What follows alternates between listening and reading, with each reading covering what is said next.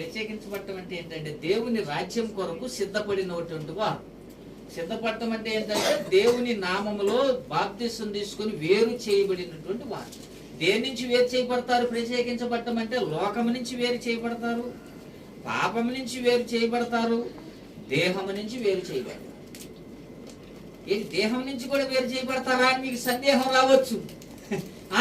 అవును.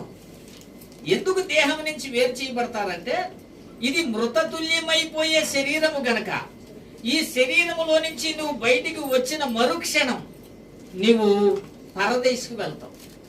కాబట్టి దేహమును బట్టి, లోకమును బట్టి, పాపమును బట్టి నేను ఇక మీదట లోకానుసారంగా, శరీరానుసారంగా, పాపానుసారంగా ఉండను అని చెప్పేసి దాని నుంచి దేవుని నామములో బాప్తిసం తీసుకొని వేరు చేయబడతారు.